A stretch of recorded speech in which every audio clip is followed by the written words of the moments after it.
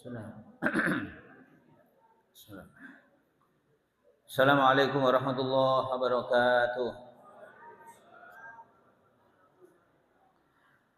Bismillahirrahmanirrahim.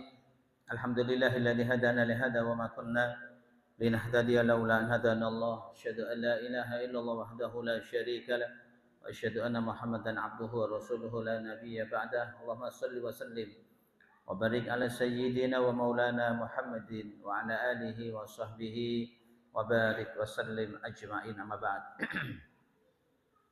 Al-hudurul kiram, hadirin jamaah sekalian, jamaah salat maghrib Masjid Al-Muhajirin, semoga sama-sama dimuliakan dari rahmati Allah Subhanahu wa taala. Syukur alhamdulillah pada kesempatan malam hari ini kita masih sama-sama dimudahkan Allah Subhanahu wa taala untuk bisa melangkahkan kaki kita dari rumah kita masing-masing menuju ke masjid yang kita cintai dalam rangka untuk melaksanakan sholat maghrib berjamaah, dan kita manfaatkan waktu kita untuk menambah wawasan, menambah ilmu kita sebagai bekal ibadah kita kepada Allah Subhanahu wa taala. Malam hari ini insyaallah kita akan kaji akhlak. Tema yang kita ingin bahas dan yang ingin kita kaji adalah al-wara'. Warok itu bahasa Arab, bahasa Indonesianya itu cari terjemahannya belum ada yang pas. Warok itu ya warok, wirai. Nah, kalau orang Jawa bilang wirai, warok. Warok tentu maknanya orang yang sangat hati-hati menjaga diri, ya jangan sampai jatuh kepada hal-hal yang tidak diridhoi oleh Allah Subhanahu wa taala, dan jangan sampai jatuh ya ke dalam kenistaan yang tentu tidak diharapkan oleh kita semua ketika di akhirat nanti. Itu namanya al-wara'. Jamaah sekalian, semoga dimuliakan Allah Subhanahu wa taala. Al-wara', ya tentu kalau kita lihat maknanya adalah al-istinabu anis syubuhat sawa'un kana tahsilan aw khairu tahsilin. Ma yusta'malu bi mana at-taqwa. Wara' adalah usaha seseorang untuk menjauhi hal-hal yang syubhat. Yang namanya al-halalu bayyinun wal haramu bayyinun wa ma bainahuma umurun mushtabihat. Yang halal jelas, yang haram jelas, dan setengah halal setengah haram itu adalah syubhat. Jadi mana yang wara' adalah al-istinabu anis syubhat, menjauhi diri hal-hal yang syubhat. Jadi al-halalu bayyinun, yang halal jelas, wal haramu bayyinun, yang haram itu jelas. Wa ma bainahuma umurun mustabihat. Apa yang ada di antara halal dan haram itu adalah syubhat. Berarti terjemah sederhananya adalah setengah halal, setengah haram. Ya, contoh ya paling sederhana adalah rokok.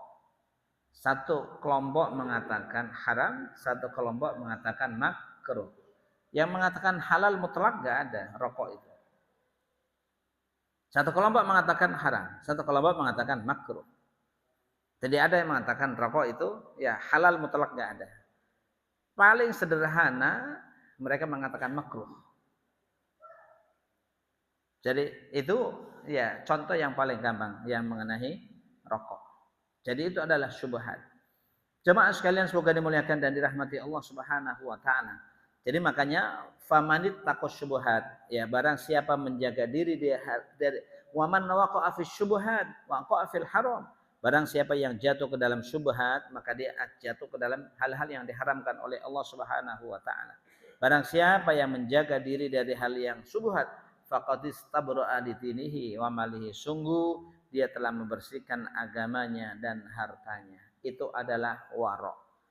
Tentu akhlak yang seperti ini adalah sebuah akhlak yang sangat tinggi di sisi Allah Subhanahu wa taala, karena judulnya saja adalah al-ijtinab anis syubhat, menjauhi diri dari hal-hal yang syubhat.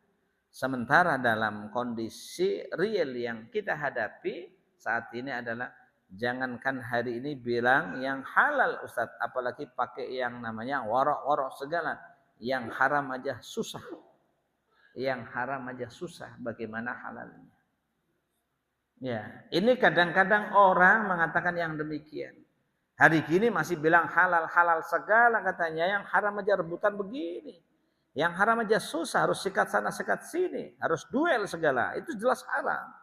Apalagi cari yang ya apa? Cari yang sifatnya halal mutlak. Nah, ini tentu ya konteksnya adalah bagaimana nanti kita bisa mengukur apa yang kita dapatkan, apa yang kita capai terkait dengan akhlak yang diperintahkan oleh Allah Subhanahu wa taala. Maka Rasulullah Shallallahu alaihi wasallam dalam hadis yang disampaikan oleh Sa'ad bin Abi Waqqas radhiyallahu anhu, Rasul Shallallahu alaihi wasallam bersabda, "Fadlul ilmi ahabbu ilayya min fadlil ibadah wa khairu dinikum al-wara." Keutamaan ilmu itu lebih aku cintai daripada keutamaan ibadah. Keutamaan ilmu itu lebih aku cintai daripada keutamaan ibadah. Wa khairu dinikum al-wara. Sebaik-baik agama kalian adalah al-wara. Sebaik-baik agama kalian adalah al-wara. Sebaik-baik tingkat keagamaan kalian, tingkat ketakwaan kalian adalah al-wara. Seseorang yang mampu ya menjauhi hal-hal yang sifatnya syubhat, yang bisa jadi satu sisi jatuh ke dalam haram, satu sisi bisa jatuh ke dalam hal yang halal. Itulah yang namanya syubhat. Maka ketika waro itu kita coba kaitkan dalam konteks kualitas dan level keimanan seseorang. Level keimanan seseorang ada 3. Yang pertama adalah Islam, yang kedua iman, yang ketiga adalah ihsan. Jadi level keimanan yang paling rendah adalah Islam. Karena itu ketika Jibril datang kepada Rasul sallallahu alaihi wasallam, mengajarkan kepada Rasul sallallahu alaihi wasallam, "Ya Muhammad, akhbirni anil Islam." Beritahukan kepada Muhammad tentang Islam itu. Dijawab oleh Nabi sallallahu alaihi wasallam, ya Islam itu ada 5 rukun yang sudah kita pahami selama ini. Kata Jibril, "Shadaqta ya Muhammad." Anda benar. "Fa akhbirni anil iman." Kalau begitu beritahukan kepadaku tentang iman. Dijawab oleh Nabi Shallallahu Alaihi Wasallam dengan rukun iman yang 6 itu. Kata Jibril, "Shadaqta, Anda benar." Fa akhbirni adil ihsan, dan beritahukanlah kepadaku tentang ihsan itu. Apa? Ya, setelah Rasul Shallallahu Alaihi Wasallam mengatakan, "Al ihsan an ta'budallaha ka'annaka tarahu, fa illam takun tarahu, fa innahu yaraka." Islam itu ada, ihsan itu adalah Anda menyembah Allah Subhanahu wa taala. Ka'annaka tarahu, seolah-olah Anda melihat Allah Subhanahu wa taala. Fa illam takun tarahu, jika Anda tidak bisa melihat Allah Subhanahu wa taala, fa innahu yaraka, sesungguhnya Allah melihatmu. Itu ihsan. Terjemahan yang seperti itu mungkin barangkali agak sulit dipraktikkan. Sederhananya, ihsan itu adalah merasa diawasi oleh Allah Subhanahu wa taala. Makanya ihsan dengan wara korelasinya apa? Dalam konteks tingkatan ibadah itu ihsan, dalam konteks tingkatan sikap seseorang itu adalah wara.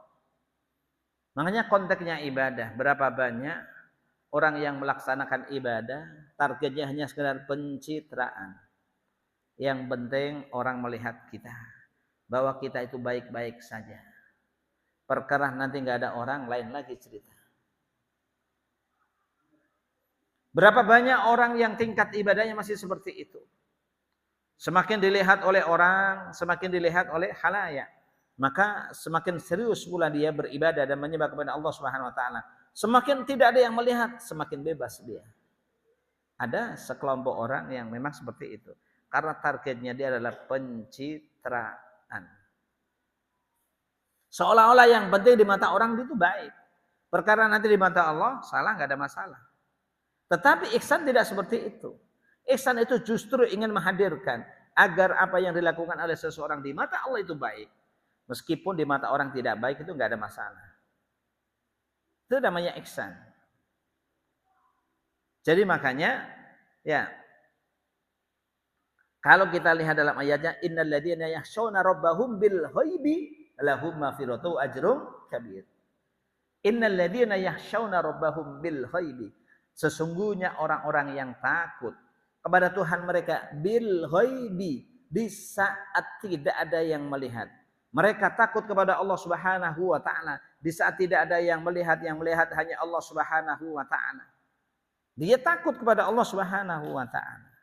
Ini tingkatan yang paling tinggi. Lahum maghfiratun, dia akan mendapatkan ampunan dari Allah Subhanahu wa taala wa ajrun kabir, dan dia akan mendapatkan pahala yang besar.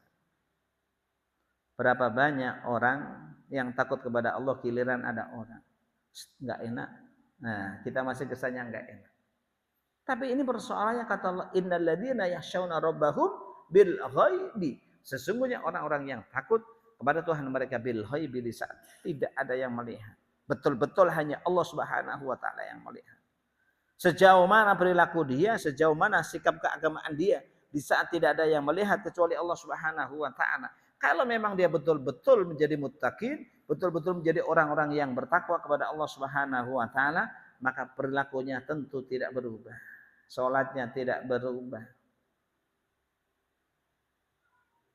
Termasuk dalam hal konteks sikap sehari-hari, bagaimana dia harus menjauhi hal-hal yang jelas-jelas diharamkan oleh Allah Subhanahu wa taala. Itu kalau warok begitu. Jadi enggak pakai ngumpet-ngumpet. Ya kalau pakai ngumpet-ngumpet ya namanya kan warok. Ini pencitraan. Selama tidak ada yang melihat enggak ada masalah. Begitu ada yang melihat, minta maaf. Ya ini tentu persoalannya ini. Sejauh mana waroknya dia? Warok seperti itu.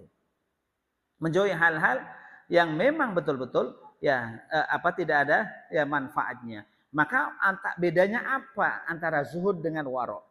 Az-zuhdu tarku ma la yanfa'u fil akhirah wal war'u tarku ma yukhsha daraduhu fil akhirah. Zuhud itu meninggalkan sesuatu yang tidak ada manfaatnya di akhirat. Apalah alasannya orang mesti harus pakai banyak harta? Banyak harta boleh. Yang penting dia berani mempertanggungjawabkan harta itu di hadapan Allah Subhanahu wa taala. Maka bagi orang-orang yang zuhud, kalau kemudian banyak harta, dia tidak bisa mengelola harta itu dengan baik, khawatir harta itu nanti di akhirat tidak ada manfaatnya. Yang ada justru akan menjerumuskan dia kepada hal-hal yang tidak diridai oleh Allah Subhanahu wa taala. Tetapi kalau warok, tarku ma yukhsha dararuhu fil akhirah. Dia meninggalkan sesuatu yang akan membahayakan, ya, sesuatu yang akan membahayakan dirinya besok di akhirat. Itu namanya warok. Jadi antara zuhud dengan warok, ya satu hal yang memang tidak bisa dipisahkan. Tetapi persoalannya zuhud warok bukan sekedar dalam ucapan. Zuhud sama warok itu ya ada dalam perilaku. Ada dalam perilaku. Zuhud iya persoalannya, warok iya persoalannya. Tapi persoalannya bagaimana ya kita melakukan zuhud, bagaimana kita mempertanggungjawabkan ya apa yang kita lakukan di hadapan Allah Subhanahu wa taala. Itu antara zuhud dan warok seperti itu. Karena dia takut melakukan sesuatu yang pada hakikatnya nanti di akhirat tidak ada manfaatnya. Sekarang lagi viral. Bagaimana pro Yahudi dengan yang tidak pro Yahudi. Ya semuanya yang tadi ya pada ngumpet-ngumpet semuanya sekarang ketahuan kedoknya. Ini persoalannya apa yang tahu? Yang tahu hanya Allah. Maka persoalannya tadi, apa yang dilakukan innal ladzina yakhshawna rabbahum bil ghaibi atau tidak? Sesungguhnya orang-orang yang takut kepada Tuhan mereka bil ghaibi di saat tidak ada yang melihat. Tidak ada yang melihat, enggak usah diumpetin mau ada yang melihat atau tidak. Kalau memang takut kepada Allah Subhanahu wa taala, bagaimana pembelaan kita kepada saudara-saudara kita yang ada di Palestina yang digenosida oleh Israel? Ya tentu itulah konteksnya kita. Tapi kalau kemudian hanya ditutup-tutupi ya kemudian setelah terbongkar kita baru ngeles ini dan itu, ya tentu konteksnya ini adalah mujamalah. Ada zuhud, ada warok, ada mujamalah. Mujamalah itu bahasa basi, ya. Kemudian konteksnya pencitraan. Zuhud dan warok satu hal yang memang tidak bisa dipisahkan. Tetapi zuhud dan warok itu bukan ditampilkan ketika sedang sholat, bukan ditampilkan ketika sedang zikir, tidak. Tetapi zuhud dan warok itu ditampilkan dalam perilaku sehari-hari. Biarpun sholatnya hanya sekedar menggugurkan kewajiban saja. Ibarat kata begitu, Assalamualaikum warahmatullahi wabarakatuh. Dia bukan Allahumma antas salam, tapi Allahumma lantas jalan, kabur dia. Tapi ternyata di balik itu adalah dia warok. Dia tidak mau melakukan hal-hal yang sesungguhnya tidak diridhai oleh Allah Subhanahu wa taala. Dibanding dengan orang yang begitu habis sholat, begitu baca wiridan, baca aurat, baca zikir, panjang banget bacaannya. Panjang banget nggak selesai, baru kelar. Tetapi kenyataannya dalam perilakunya tidak sesuai dengan apa yang dibaca. Tidak sesuai dengan zikir yang dibaca. Maka yang menjadi parameter waroknya bukan zikirnya, tetapi yang menjadi warok, yang menjadi parameter warok atau zuhudnya adalah apa yang dilakukan dalam kehidupan sehari-hari. Jemaah sekalian semoga dimuliakan Allah, mungkin barangkali kadang-kadang kita melihat orang yang tampilannya hanya pakai celana, pakai kaos saja. Tapi luar biasa di saat dia beribadah kepada Allah Subhanahu wa taala. Ibadahnya kepada Allah juga hanya seperti itu tadi. Ya begitu salam, ya selesai, doa langsung kabur. Dia nggak pakai ba'diyah segala. Tapi di tingkat itu dia mampu mengaplikasikan bagaimana zuhud dan bagaimana waroknya dia kepada Allah Subhanahu wa taala. Sementara di satu sisi ada orang yang dalam tanda kutip begitu sholatnya sempurna, bukan sekedar sholat wajib saja, sunnahnya nggak ketinggalan, zikirnya nggak ketinggalan, tetapi ternyata dalam ya kenyataannya perilakunya sehari-hari jauh dari apa yang diucapkan, jauh dari apa yang dizikirkan. Kalau ditanya kira-kira dua model manusia ini yang paling baik yang mana kira-kira? Yang paling baik adalah yang paling takwa kepada Allah Subhanahu wa taala. Jadi model yang seperti ini yang paling baik adalah yang paling takwa kepada Allah Subhanahu wa taala. Jadi kita tidak bisa melihat, maka kata Nabi, innallaha la yanzuru ila ajsamikum wala ila suwarikum walakin yanzuru ila qulubikum. Sesungguhnya Allah Subhanahu wa taala tidak pernah melihat postur-postur kalian, tidak pernah melihat gambar-gambar kalian, tidak pernah melihat ya pakaian kalian, tetapi yang dilihat oleh Allah Subhanahu wa taala apa yang ada dalam hati kalian. Maka jamaah sekalian, kita juga jangan suka terkecoh dengan penampilan orang, tapi silakan terkecoh dengan perilaku yang bersangkutan atau seseorang dalam kehidupan sehari-hari. Itu lebih meyakinkan kita daripada penampilan seseorang. Bapak nggak usah ya terpengaruh dengan penampilan, sorbannya panjang. Kalau perlu sorbannya semata kaki, jidatnya pakai hitam segala. Tapi kalau ternyata perilakunya tidak mencerminkan warok, tidak mencerminkan zuhud, ya tentu tidak ada arti sorban yang panjang, jidat yang hitam. Tetapi sesungguhnya yang paling yang memberikan ya, keyakinan kepada kita adalah sejauh mana apa yang ada dalam hati seseorang yang dicerminkan dengan perilaku dan perbuatan sehari-hari. Jamaah sekalian semoga dimuliakan Allah Subhanahu wa taala. Karena itu Rasul sallallahu alaihi wasallam mengatakan wa khairu dinikum al-wara', sebaik-baik agama kalian adalah al-wara'. Ya kemampuan seseorang untuk bisa menjauhi hal-hal yang akan membahayakan dirinya di akhirat nanti. Itulah yang disebut dengan wara'. Itu yang disebut dengan wara'. Ya sekarang satu contoh jamaah sekalian, ya kita mencoba menggambarkan ketika Rasul Shallallahu Alaihi Wasallam menugaskan ya salah seorang sahabatnya untuk menjadi amiluz zakah, menjadi juru pungut zakat, bukan juru pungut pajak, juru pungut zakat. Orang ini sudah digaji, orang ini sudah digaji oleh Rasul Shallallahu Alaihi Wasallam. Kemudian begitu dia memungut zakat dari para ahniya yang ada, tiba-tiba salah satu di antara atau beberapa di antara ahniya ada yang memberikan uang, sekedar tip. Ini untuk kamu dan ini untuk Rasul Sallallahu Alaihi Wasallam. Kira-kira Pak, kalau ini menurut Bapak, kan nggak minta dikasih, masa rezeki ditolak? Gimana kira-kira Pak? Menurut Bapak gimana? Nggak minta ini loh. Serius nggak diambil? Nah, ini Bapak nggak minta dikasih kok rezeki masa ya ditolak? Iya. Ini sudah digaji oleh Rasul, kata ahniyahnya, ini untuk kamu, ini untuk Rasul. Begitu selesai, dia laporan kepada Rasul sallallahu alaihi wasallam. Rasul, wahadali wahadalaka ya Rasulullah, ini untuk saya dan ini untuk kamu. Rasul langsung berdiri marah. Bagaimana seseorang ketika ditugaskan untuk memungut zakat, ya begitu dia memungut zakat tiba-tiba dia mengatakan ini untuk saya dan ini untuk kamu. Bagaimana kalau dia sekedar duduk-duduk saja, ongkang-ongkang kaki di depan rumahnya atau di rumah bapaknya, kira-kira ada yang ngasih duit atau tidak? Nggak mungkin ada. Ini kan memang tingkatan warok ya seperti itu. Tingkatan warok seperti itu, nggak usah Pak. Alhamdulillah saya sudah cukup gajinya. Sudah cukup gajinya. Kalau kita menganggap ada orang sekarang ini yang seperti itu, kita bilang manusia atau malaikat? Setengah malaikat itu kan. Nah, itu luar biasa itu orang, setengah malaikat. Karena lazimnya nggak ada, hampir nggak ada pasti dalam konteks seperti ini. Kalau ada yang begitu, ya tadi dibilang setengah malaikat. Karena setengahnya lagi manusia. Kalau malaikat nggak bagi bercanda, kalau manusia masih bisa bercanda kan, makanya dibilang setengah malaikat. Tetapi jamaah sekalian persoalannya, kalau kemudian ternyata ada orang yang mengerjakan sesuatu, dia sudah melakukan yang terbaik sesuai dengan apa yang diinginkan oleh para konsumen atau mungkin ya oleh siapa yang meminta pekerjaan kepada dia. Dia sudah melakukan yang terbaik. Tiba-tiba ada orang ngasih, dia terima.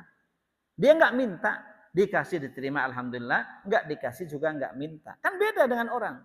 Kalau nggak dikasih, masya Allah kasak kusuknya luar biasa kan. Ada aja alasannya. Mondar mandir, balik lagi ke sana kemari. Ya perasaan tadi udah selesai, balik lagi ada yang ketinggalan katanya. Apa? Ya satu contoh tukang ya PLN. Ya udah beres masang itu kan, karena nggak dikasih tip. Ada aja alasannya. Aduh ketinggalan tip apa ya tadi ya? Ya tangnya ketinggalan. Nah, ketinggalan katanya. Balik lagi ternyata nggak dikasih lagi. Ini udah luar biasa. Kalaulah orang enggak minta, tiba-tiba dikasih saja, itu sudah syukur. Karena dia enggak minta. Loh saya tidak minta dikasih. Masanya kita tolak rezekinya kan? Dalam prinsip kehidupan orang sekarang ini, beda pada zaman Rasul. Ya kalau orang pada zaman Rasul mengatakan, ya enggak usah diterima. Kalau cari yang sekarang ini boro-boro, kita ketemu yang seperti itu. Kita ini ketemu orang yang tidak minta, dikasih terima. Itu juga jarang, Pak. Adanya belum apa-apa, belum ngerjain, sudah calling duluan. Bilangin, kira-kira mau ngasih berapa? Lo kok ngasih berapa? Itu yang terjadi dalam kehidupan kita. Lah makanya jamaah sekalian, inilah kalau kita lihat, bahwa tingkatan keimanan manusia, itu antara satu generasi dengan generasi yang lain itu sangat beda. Jangan kita bandingkan kita ini dengan pada zaman Rasul Shallallahu Alaihi Wasallam. Kalau zaman Rasul Shallallahu Alaihi Wasallam tidak ada orang yang mencari jabatan. Begitu orang mendapatkan jabatan, ucapannya seperti Abu Bakar, Inna lillahi wa inna ilaihi rajiun. Kalau sekarang orang nggak nyari jabatan lagi, orang bukan mencari jabatan. Begitu dapat jabatan langsung bikin syukuran. Jangankan jadi bupati, jadi ketua RT aja pakai syukuran. Apalagi bupati, ketua RT pakai syukuran, Pak. Ya, jadi ketua RT, ya di tempat saya begitu kepilih ketua RT, semuanya datang ke rumah itu, makan-makan bareng, itu jadi ketua RT. Makanya kalau ketua RT di komplek itu ya kurang wibawa. Tapi kalau ketua RT di kampung berwibawa. Calon ketua RW tempat saya habis 50 juta, Pak. Kira-kira kalau di sini habis berapa? Calon ketua RT tempat saya habis 10 juta. Ketua RT. Padahal gajinya, tahu gajinya 500. Ya 3 bulan rapelan kan, langsung 1,5 juta. Tapi begitu banyak peminatnya. Kalau di komplek ini kagak ada yang mau. Itu bedanya jemaah sekalian. Dan itu di kampung semuanya begitu. Di kampung desa saya semuanya begitu. Semua jadi RT pakai modal minimal 10 juta. RW minimal 50 juta. Karena dia memilih suara. Satu orang 100.000. Ya, itulah jemaah sekalian sebagai dimuliakan Allah Subhanahu wa taala. Jadi kalau kemudian ada orang yang mencalonkan diri menjadi RT, kemudian tanpa ngasih sesuatu zuhud, betul-betul warok, saya nanti hanya sekedar melaksanakan, mohon maaf, untuk tingkat kampung mungkin enggak laku. Karena dibilang setengah malaikat turun ke muka bumi ini. Karena kita ini bangsa manusia, bukan bangsa malaikat. Ya, tapi kalau masyarakat komplek ya mungkin beda lagi. Masyarakat kampung udah pasti, Pak. Nah, inilah sesungguhnya bagaimana kita menjaga warok. Maka Rasul Shallallahu Alaihi Wasallam dalam hadis yang lain beliau mengatakan, ya an Abi Hurairah radhiyallahu anhu qala Rasulullah sallallahu alaihi wasallam, ya Aba Hurairah kun wari'an takun a'badan nas. Wahai Abu Hurairah, kata Nabi, kun wari'an. Jadilah kamu orang yang bersikap warok, takun a'badan nas, maka kamu akan menjadi manusia yang paling ahli ibadah.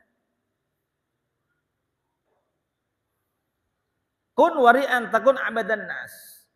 Jadilah engkau orang yang warok, takun abadan nas, maka kamu akan menjadi orang yang paling ahli ibadah. Warok jamaah sekalian bukan hanya sekedar terkait dengan urusan makanan.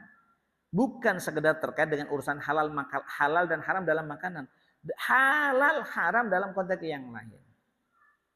Kadang-kadang mohon maaf, orang ini warok dalam konteks urusan duit, tapi enggak warok dengan urusan perempuan. Dengan perempuan bisa-bisanya mau salaman lagi dia. Kalau salaman agak lamaan dikit ya, pegang-pegang begini. Lo kok bisa? Ya begitu. Urusan duit nggak mau dia, udah lihat. Tapi ternyata di satu sisi urusan perempuan nggak warok dia. Dibilang genit-genit, tapi itu fakta yang ada. Sekarang Bapak bisa memadukan bagaimana warok itu terjadi ketika urusan duit. Ya juga tidak mau, urusan yang seperti itu tidak mau. Makanya jangan salah jamaah sekalian, begitulah memang manusia.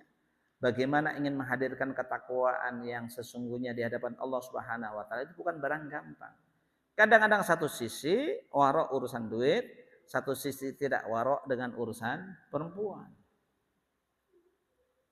Maka saya masih ingat dulu ketika saya kuliah, saya pernah mencarikan istri orang Arab. Ya kita namanya nggak tahu mahasiswa, saya pikir betul-betul nyari istri. Kita carikan sana, muter-muter sana sampai Sukabumi, sampai Cisaat. Walhasil sampai Cisaat kagak dapet, maunya dia yang bikir khilu abyad. Maunya yang gadis putih manis. Teman saya nawarin yang janda-janda X ya, TKW. Ya kan? La, wallahi la, wallahi an urid bikir khilu abyad. Saya maunya yang gadis, yang manis, yang putih. Ya. Umruha baina 15 sana ila 18 sana. Umurnya antara 15 sampai 18 tahun. Begitu sampai kampus, TU saya dengar. Bikodarin, Anda dengar dulu ente katanya nyariin istri orang Arab ya? Anda nggak nyariin, Anda nemenin doang. Saya bilang itu kan, saya nggak nyariin. Anda nemenin doang, saya nemenin doang. Anda ingatkan sama ente. Ente jangan macam-macam sama orang Arab urusan perempuan itu. Yang namanya orang Arab biarpun jenggotnya 2 meter, kalau urusan perempuan sama aja gitu ya. Begitu. Biarpun jenggotnya 2 meter, apalagi yang jenggotnya ya masih 10 cm, 2 meter aja begitu. Begitu jamaah sekalian. Ini artinya apa? Ya urusan begitu. Loh kenapa bisa begitu? Lah sekali lagi manusia. Makanya konteksnya memang begitu jamaah sekalian. Mungkin kalau kita di Indonesia ini melihat perempuan udah biasa. Karena nanti warok itu konteksnya bukan hanya dalam warok kita itu bukan urusan tangan, juga mesti warok urusan mata, juga mesti warok tangan kita ini ya. Kadang-kadang tangan tadi masih usil. Bisa-bisanya ya kan. Kalau ada perempuan dari mana aja sih pakai gini-gini segala. Kayak kena aja kan gitu kan.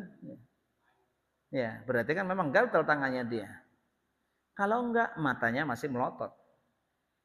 Jadi begitu melihat yang masih klimis-klimis, matanya masih gini-gini aja. Siapa sih? Siapa sih? Masih pakai gitu-gitu lagi dia. Loh, ini persoalannya jemaah sekalian. Tetapi persoalannya ini adalah kondisi kita. Kalau bapak-bapak ini sudah biasa melihat yang seperti itu, maka begitu melihat wanitanya begini udah biasa. Enggak model karena sudah terbiasa. Tetapi bagi orang-orang Arab, begitu melihat fenomena yang tidak semestinya, yang tidak biasa dilihat oleh dia akan kaget.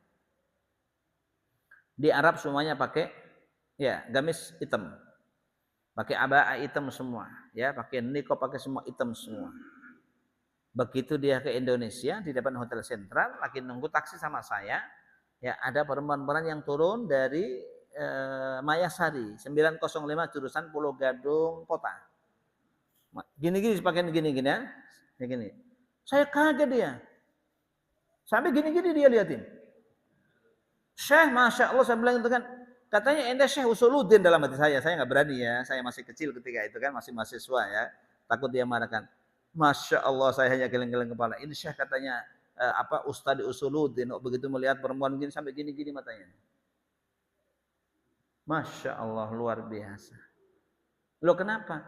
Karena dia tidak terbiasa melihat fenomena yang aneh. Bagi orang Indonesia sudah biasa. Dan ini saya ingin sampaikan bahwa sama dengan halnya anak-anak pesantren. Anak pesantren yang memang dipisah laki dan perempuan, dia nggak pernah ketemu perempuan. Begitu anak perempuan, jangan. Begitu dia, sama. Begitu yang perempuan ada ikhwan lewat, ada laki-laki lewat, cowok. Begitu matanya begitu jelilit. Lah kita ini mestinya terlalu seperti itu juga jangan. Tetapi bagaimana kita bisa mengkondisikan kita, karena sesungguhnya warok kita ini nanti urusannya bukan sekedar menjaga sikap, tetapi warok kita itu adalah bagaimana kita menjaga pandangan kita, bagaimana kita menjaga pendengaran kita. Makanya Rasulullah Shallallahu Alaihi Wasallam mengatakan kepada Ali, la tutbi'in nadrota an-nadrota, hei Ali, jangan melototin perempuan terus. Ya, fa innalaka al-ula wa laysat laka al-akhirah. Pandangan pertama itu untukmu, tapi jangan diterusin. Ya sudah, siapa? Wah, pakai gini segala itu yang nggak boleh.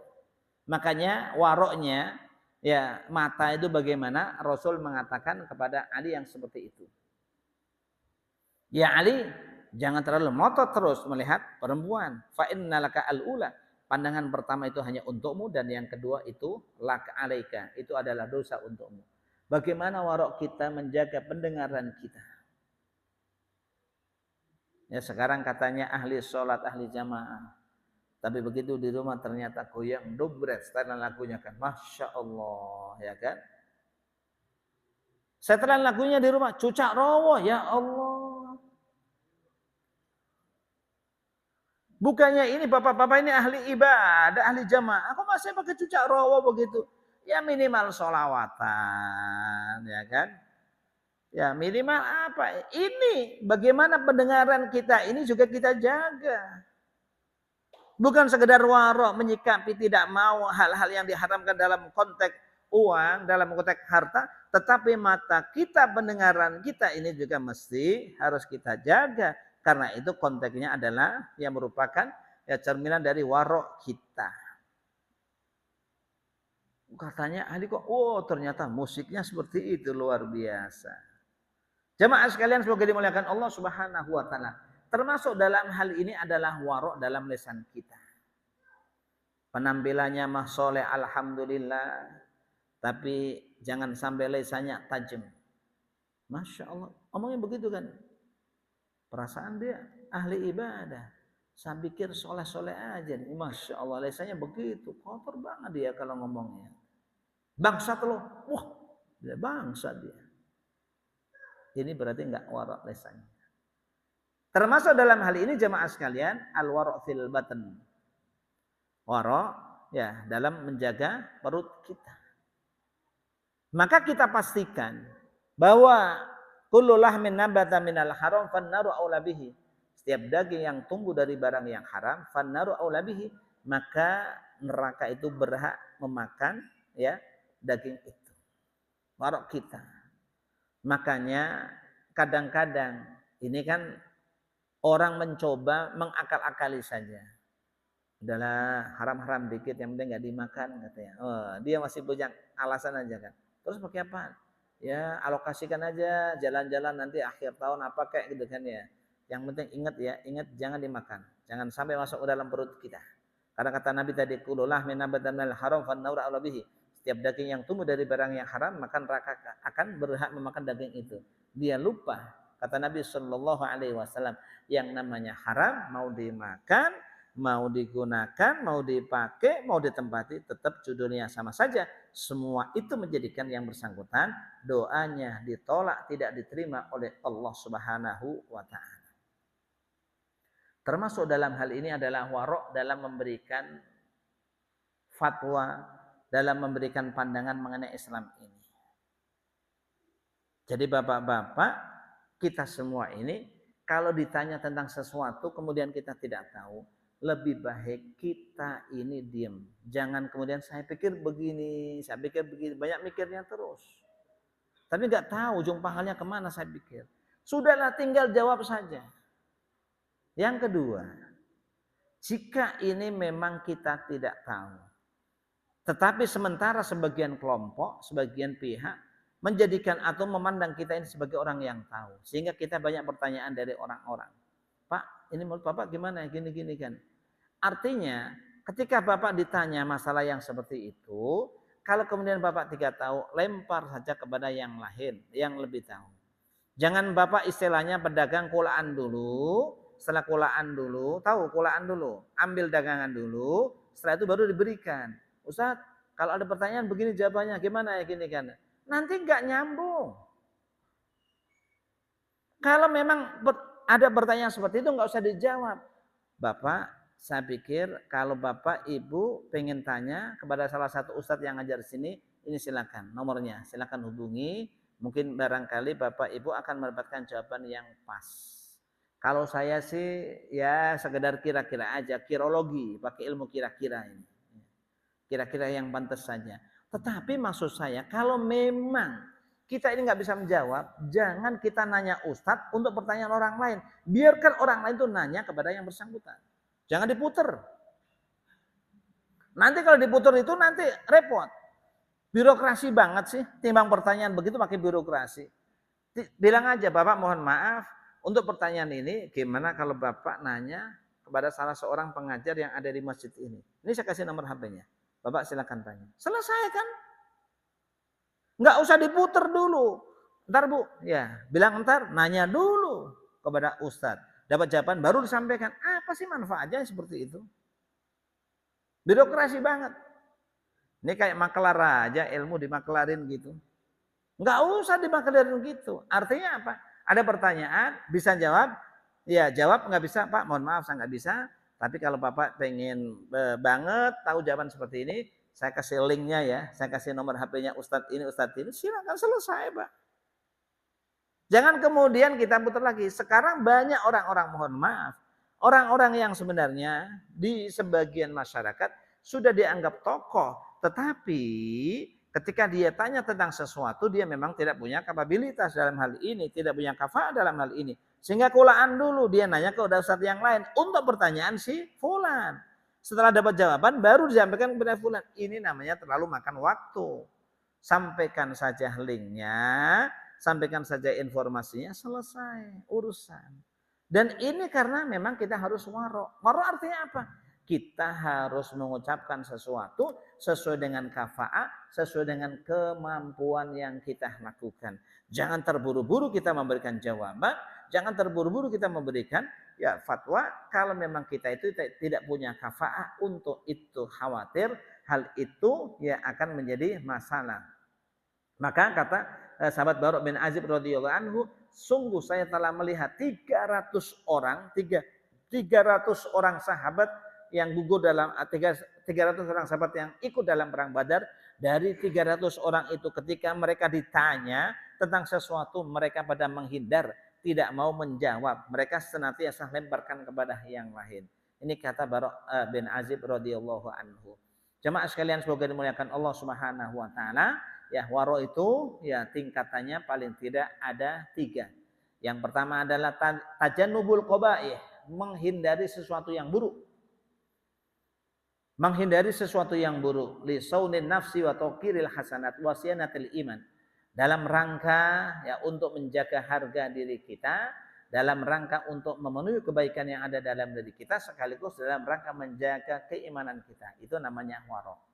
Dia nggak mau, ini kan namanya hal-hal yang buruk. Sekedar nongkrong di pinggir jalan nggak mau. Kecuali kalau nongkrongnya kira-kira bangsa jam 9 siang, jam 10 nggak ada yang lewat, ya mau dia. Tapi kalau pagi-pagi jam 7, jam 8 masih banyak ibu-ibu, ya anak-anak lewat, masa nongkrong di pinggir jalan di pos itu kan nggak enak. Iyyakum wal julusa fit turuqat, kata Nabi, hindarilah kalian duduk-duduk di jalan-jalan, apalagi di jalan yang sangat ramai di saat orang berlalu lalang ya baru berangkat atau pulang kerja. Ya demikian pula kalau malam. Ya, kalau sore duduknya antara jam 4 sampai jam 5, ya di mana banyak orang lalu lalang jangan. Tapi kalau duduknya jam 10 malam nggak ada orang, ya baru itu namanya warok. Jangan justru duduknya ketika banyak orang lewat. Sekalian batuk-batuk. Nah, ini namanya nggak warok ini. Ya, mesti itu namanya warok seperti itu. Yang kemudian yang kedua jamaah sekalian, hifdzul hudud indama la ba'sa bihi. Ya, kita menjaga batasan-batasan ya ketika ada sesuatu yang menimpa kita yang tidak ada masalah. Wasudun anid dana'ah wa takhullusan an iktihamil hudud, dan dalam rangka menghindari terjadinya satu hukuman yang terjadi pada diri kita. Ya, satu contoh tadi ya ketika laki dan perempuan berduaan. Laki dan perempuan berduaan meskipun berada di dalam masjid. Kalau itu sifatnya berduaan, ini juga mesti harus kita hindari. Karena kata Rasul, la yahluwanna rajulun bimra'atin illa wasyaitanu salisuhuma. Tidaklah laki-laki dan perempuan berduaan kecuali setan itu menjadi yang ketiga. Alah Pak saya itu udah tua, masa iya gitu-gitu? Jangan bilang sudah tua. Jangan bilang sudah tua. Namanya manusia tetap manusia. Perkara keinginan maka keinginan. Perkara kekuatan itu beda lagi, tapi keinginan tetap ada. Itulah yang mesti dihindari. Jangan kita sering-sering ngeles kita sudah tua. Kita nggak boleh seperti itu. Karena Ibnu Mas'ud sudah mengatakan, "Lau baqiya min umri asyratu ayyam wa ana sa'mutu fi akhiriha la tazawwajtu makhwatal fitnah," kata Ibnu Mas'ud. Sekiranya umurku tinggal 10 hari dan saya akan mati pada hari ke-10, saya pasti menikah. Apalagi umurnya masih panjang. Kata Ibnu Mas'ud, umur tinggal 10 hari saja, kalau ada kesempatan nikah, saya nikah. Apa tujuannya? Makhafatal fitnah, karena takut fitnah. Kan takut fitnah Pak. Sekarang satu contoh.